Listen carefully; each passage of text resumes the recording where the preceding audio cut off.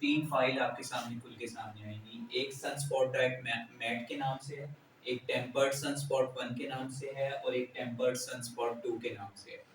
Basically इसमें मैंने किया क्या हुआ है कि आपके पास एक सनस्पॉट का डाटा है, उसको मैंने टेम्पर्ड किया हुआ है टेम्पर्ड 1 के साथ और टेम्पर्ड 2 के साथ। सबसे पहले आपने करना ही है कि इन तीनों फाइल को मैटलैब के अंदर लोड कर लेना है। जैसे ही आप इन तीनों फाइल को मैटलैब के अंदर लोड करेंगे तो ये आपके वर्क स्पेस में शो होना शुरू हो जाएंगी। इसके बाद आपने करना क्या है कि ये टेम्पर्ड सनस्पॉट से आपने ओरिजिनल सनस्पॉट को एक्सट्रैक्ट करना है। इसी तरीके से टेम्पर्ड सनस्पॉट 2 में से आपने ओरिजिनल सनस्पॉट को एक्सट्रैक्ट करना है। अगर मैं इस फाइल पे क्लिक करके देखूंगा तो मेरे पास इधर टेम्पर्ड फाइल आई हुई होगी, कोई मतलब सनस्पॉट के डाटा को मैंने टेम्पर्ड किया हुआ है। अब मैं इसको कंपेयर कर सकता हूँ ओरिजिनल सनस्पॉट से। सपोज मैं चेक करता हूँ टेम्पर्ड सनस्पॉट डॉट मैट को ओपन करके, इसमें कुछ इस तरह की वैल्यू लिखी है 13, 14, 15। और जो आपका ओरिजिनल सनस्पॉट है, मतलब इसको मैं इस तरह कर लेता हूँ 26, 39, इस तरीके से वैल्यूज लिखी हुई है इसकी फाइल में।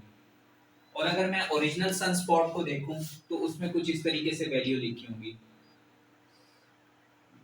13 हो गया, फिर 13 हो गया, फिर मतलब इस तरीके से लिखी होंगी 13, 30। तो अगर मैं इसको इससे कंपेयर करूं तो आप ये देख रहे हो कि ये जो टेम्पर्ड सनस्पॉट है, इसको ऐसा लग रहा है कि मैंने इसको पहली वैल्यू सेम रखी, दूसरी वैल्यू को मैंने 2 से मल्टीप्लाई कराया। तो इसके लिए मैं लिख सकता हूँ कि जो टेम्पर्ड सनस्पॉट डॉट मैट है वो है equal to 2 times of sunspot. आपने सबसे पहले टेम्पर डॉट मैट 1 को देखकर इक्वेशन फाइंड आउट करनी है कि ये इक्वेशन क्या कर रही है। मतलब इस इक्वेशन ने किया क्या, इस इक्वेशन ने जो आपका सनस्पॉट का ओरिजिनल डाटा है उसको 2 से मल्टीप्लाई कराया। अगर अब मैंने इस सिग्नल को रिकवर करना है तो मैं क्या काम करूंगा, सनस्पॉट को इधर ही रखूंगा और इस सारी फाइल को 2 पे डिवाइड कराऊंगा। जैसे ही मैं इसको 2 पे डिवाइड कराऊंगा तो मेरे पास ओरिजिनल सनस्पॉट का डाटा नजर आना शुरू हो जाएगा। इसी तरीके से tempered sunspot dot two mat है, इसको आप ओपन करेंगे और चेक करेंगे कि इसकी इक्वेशन क्या बनती है।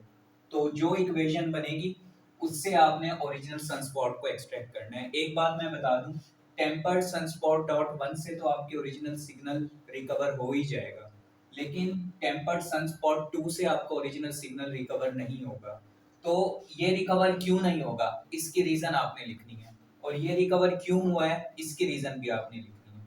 और वो लैब रिपोर्ट में कोड और उसकी फाइल डाल के इसका स्नैपशॉट या स्क्रीनशॉट डाल के आपने जो है वो फिर लैब में वाइवा के लिए लेकर आना।